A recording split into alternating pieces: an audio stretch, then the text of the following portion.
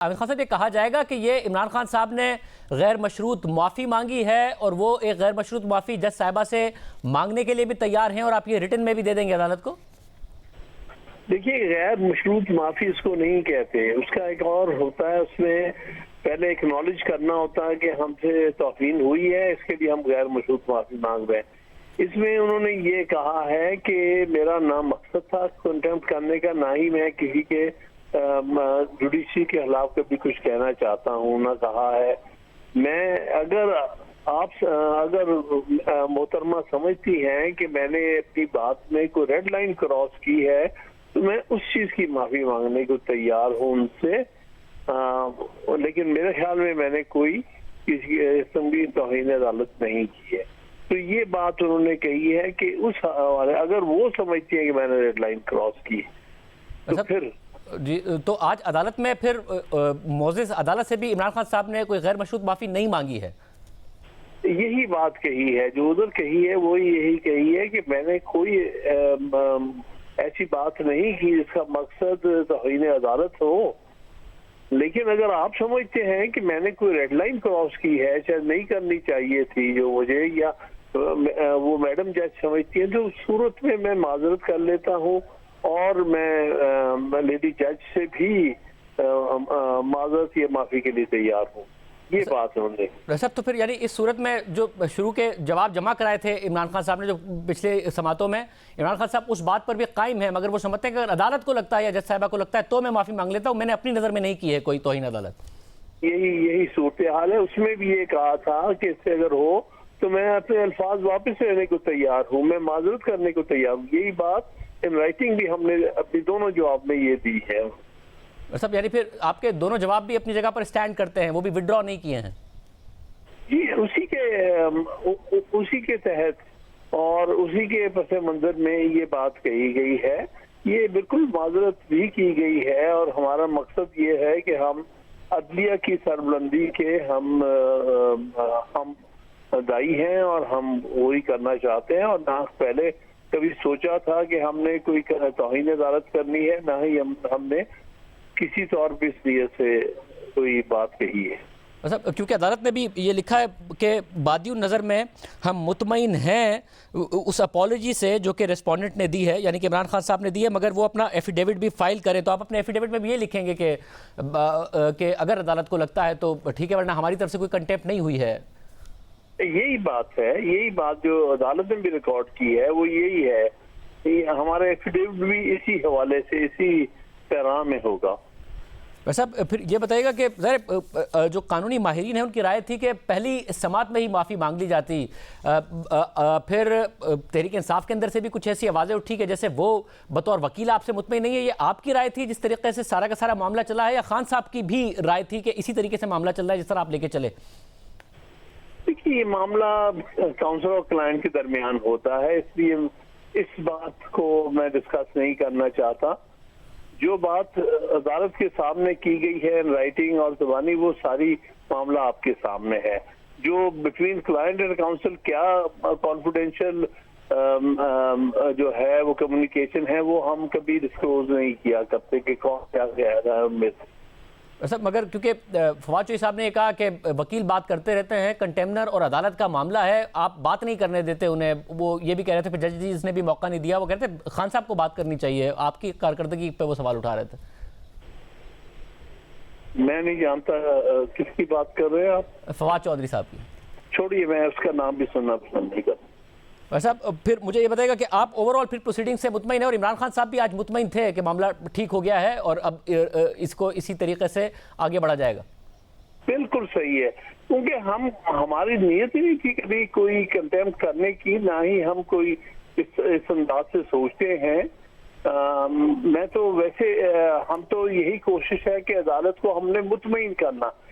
पहले भी हमने अपने दोनों जवाब में यही कहा है कि हम अदालत को मुतमईन करना चाहते हैं कि हमने कोई कंटेम्प्ट नहीं की, और हम इसलिए अदालत, अगर इसकी वजह बावजूद भी अदालत या जो सबॉर्डिनेट कोर्ट है वो महसूस किया उन्होंने कि कोई बात हमसे ज्यादती हुई है, तो उसके लिए माजरत कर लेते हैं।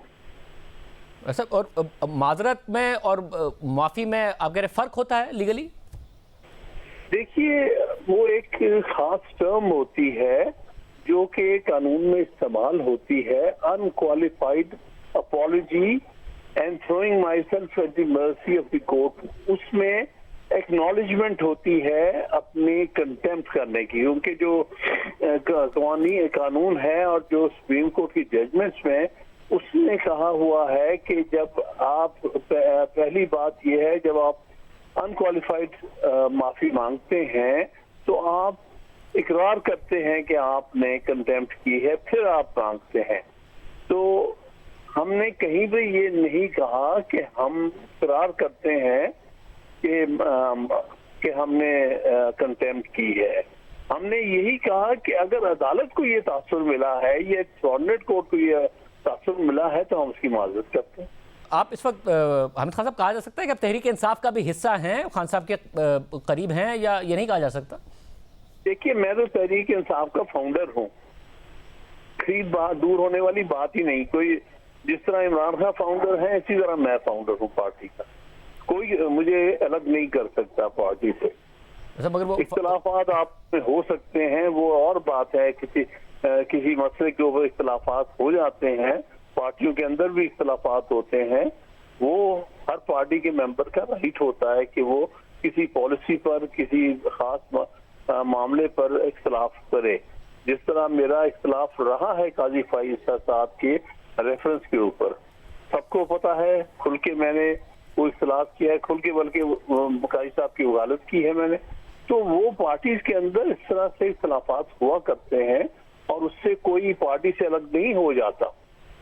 साहब ज़ाहिर है उस पर खान साहब आपसे नाराज़ भी हो गए थे, मगर फिर जब गुज़िश्ता दिनों आपसे मुलाकात हुई तो आपने बताया था कि उन्होंने अपनी गलती भी मानी।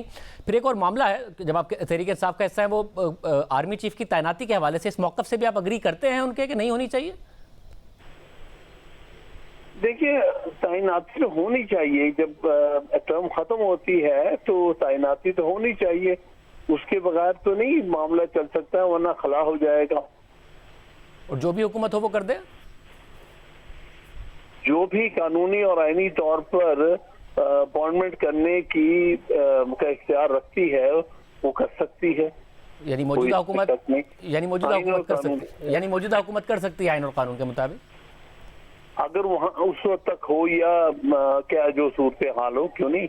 क्योंकि देखिए ना, ये तो जो भी इनकम्बेंट गवर्नमेंट है वो अपॉइंट करती है, लेकिन हम इसके साथ साथ ये एक्सपेक्ट करते हैं कि मेरिट पर अपॉइंटमेंट होगी, फेवरेट्स की अपॉइंटमेंट नहीं होगी। कि जो सीनियर मोस्ट जो लेफ्टिनेंट जनरल है उसको लगाया जाए तो फिर ये पिक एंड चूज नहीं होगा, बल्कि ये समझा जाएगा कि उसको मेरिट पे लगा दिया गया। अच्छा, क्योंकि टॉप 5 में से आमतौर पर आर्मी चीफ की तरफ से इनाम आता है, और आपने तो हामिद खान साहब देखी है हिस्ट्री कि फेवरेट कोई किसी का रहता नहीं है, जिस लम्हे वो आर्मी चीफ बन जाता है। पाकिस्तान की तो तारीख इस बात की गवाह है। तो टॉप 5 में से अगर आर्मी चीफ की तरफ से कोई रिकमेंडेशन आती है, उसमें से एक वज़ीर-ए-आज़म शहबाज शरीफ नहीं लगा सकते आर्मी चीफ? देखिए, मैं समझता हूँ कि इसमें नहीं पढ़ना चाहिए पिक एंड चूज में।